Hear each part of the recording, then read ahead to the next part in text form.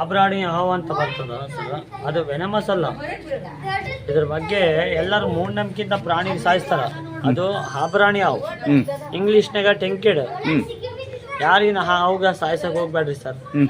ಹಾವು ಎದಕ್ಕಂದ್ರೆ ನಮ್ಮ ರೈತರ ಸಲಾಗ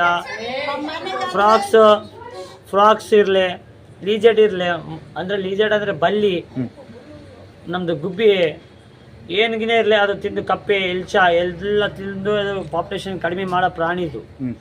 ಅದ್ರಾಗ ಸಾಯಿಸಬಾರ್ದು ಸರ್. ಆಬ್ರಾಣಿ ಹಾವು ಅಂದ್ರೆ ವಿಷಕರಿಲ್ಲ.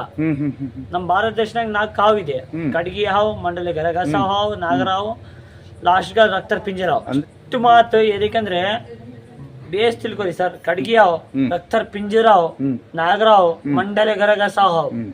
ಇದ್ರ ಸಲಾಗ ಅಂದ್ರೆ ಸರ್ ಅದು ವೆನಮಸಲ್ ಹಾವು ಅಲ್ಲ.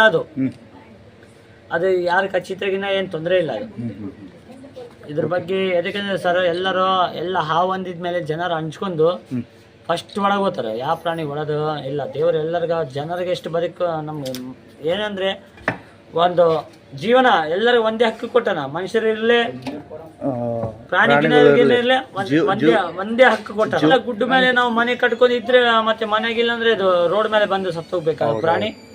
ನಿಜ. ಯಾರು ಹೇಳೋದಿಲ್ಲ, ಕೇಳೋದಿಲ್ಲ. ಯಾಕಂದ್ರೆ ಪ್ರಾಣಿ ಇರತನ ನಮ್ಗ ಬೆಸ್ಟ್ ಲೈಫ್, ವರ್ಲ್ಡ್ ಲೈಫ್.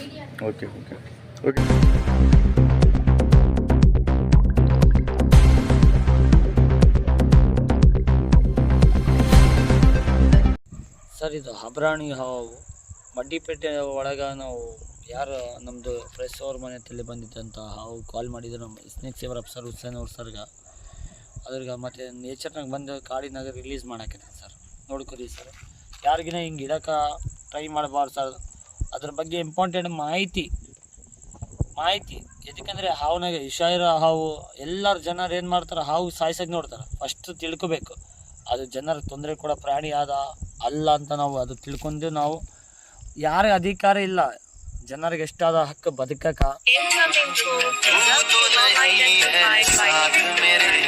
ಮತ್ತೆ ನೇಚರ್ನಾಗ ರಿಲೀಸ್ ಮಾಡಾಕತ್ತೀನಿ ಸರ್.